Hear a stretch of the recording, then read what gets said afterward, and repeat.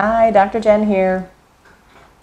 I'm going to try to give you as much information as I can about things you can do at home if things aren't going exactly the way they should be. Now, some things are normal with your braces or your Invisalign or your appliances, sore cheeks, things rubbing, but we're going to talk about solutions for those things, as well as things like broken brackets, expander falling out, pokey wires, and I'll give you my best tips and tricks for what to do if that happens. And hopefully that'll get everybody comfortable until you can give our office a call or come chat with us, or until the next appointment if that's what's needed. The first thing we're going to talk about is what to do if you have a pokey wire. With braces, this would be the most common thing that might be bugging you or your child.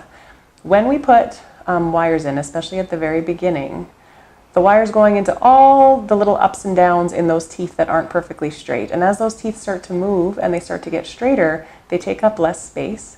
And that means our wire is too long, and that extra wire gets pushed out the very back tooth.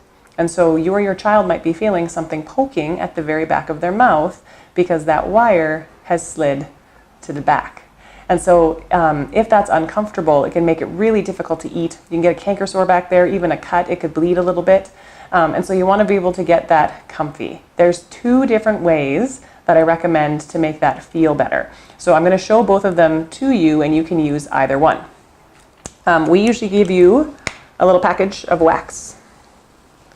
It looks like this.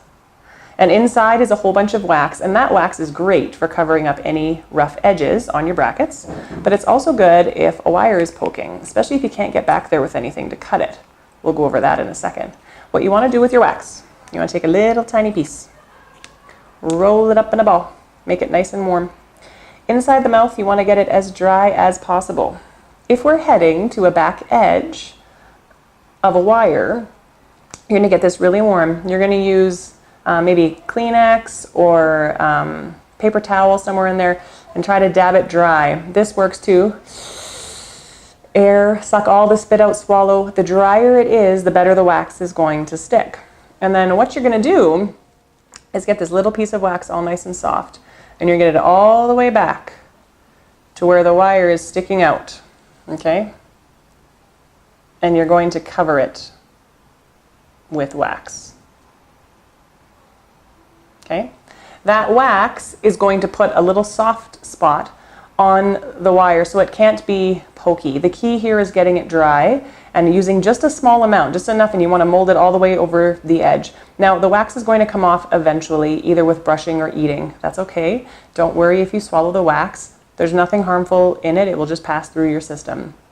You might have to reapply it several times through the day. That's okay as well. Just keep the wax with you. You get a new piece every time you need it. We will clip that wire when you come into the office. So if it's quite long and bothersome and you don't want to wait until your next appointment, just call us.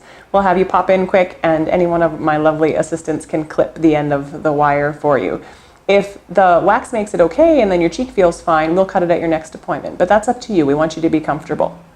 Now, sometimes there's enough wire sticking out back there you can see it sticking out past the end.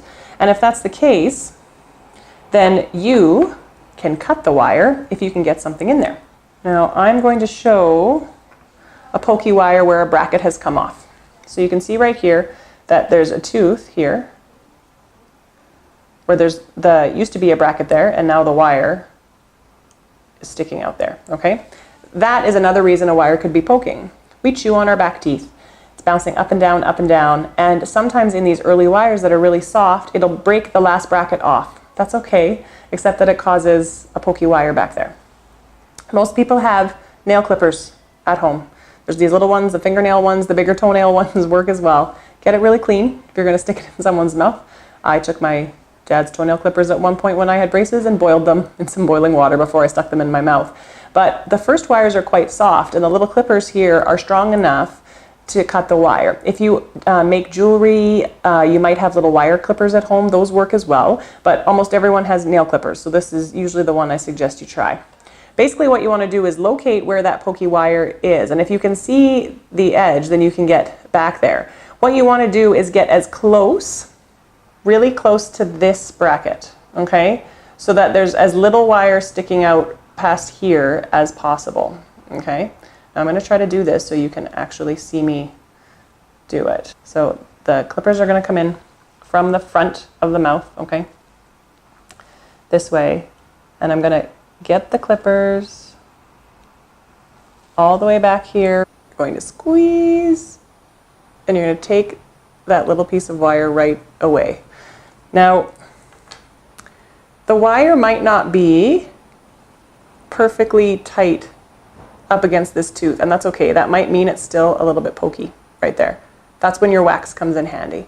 You can always cover that little bit with wax if you need to get you by until you can come into the office, and then we can either cut the wire close or we can put another bracket back on that molar that's there.